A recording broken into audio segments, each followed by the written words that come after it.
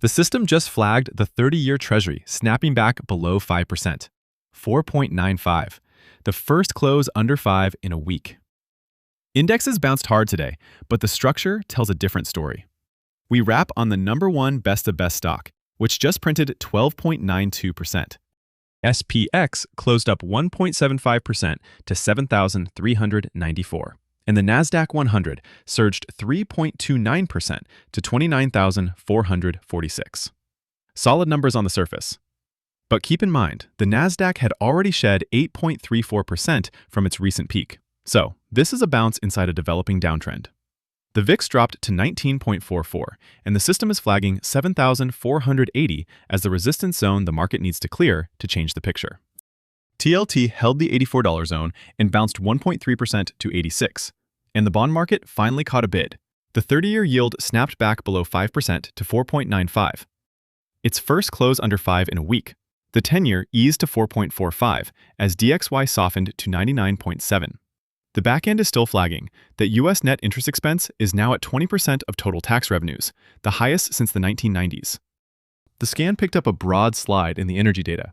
Crude futures dropped roughly 4% toward $86 on geopolitical de-escalation. XLRE, the energy equity ETF, held up better, closing down about 1.8%. Equities absorbed the crude move more calmly than the futures did, and the system clocked that gap as worth watching, while the geopolitical backdrop keeps shifting. Gold just surged 3% to about $4,234, and the silver fund SLV jumped 5.5%. Those are big single-session moves. The system clocked lighter financial conditions and central bank buying as the drivers lifting both metals. And the bid ran through the industrial side too. The copper miners fund COPX ripped 7.4%. A uniform move across the metals complex. International equities flashed a broad red flag on the session. Developed and emerging markets moved lower in lockstep. The system flagged elevated BOJ rate hike expectations as a headwind weighing specifically on Japanese equities, while EFA and EEM both declined. Taiwan was also lower.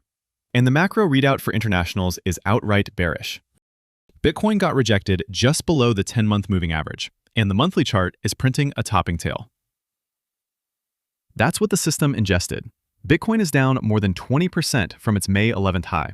Spot ETF outflows are slowing near the $60,000 institutional support zone, which sets up a potential countermove, but the structural read here is still bearish.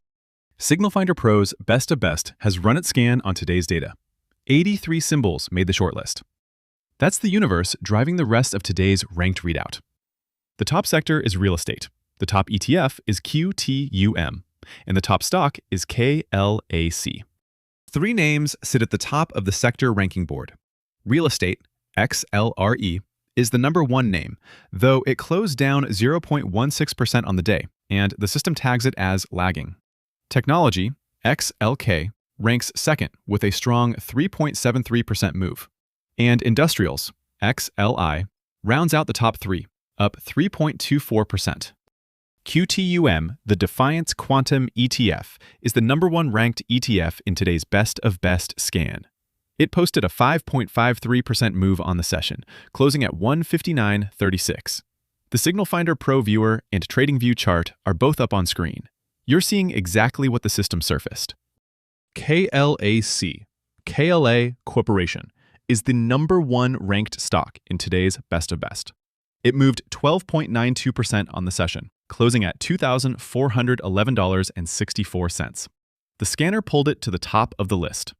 Both the SignalFinder Pro Viewer and the TradingView chart are on screen for the full picture.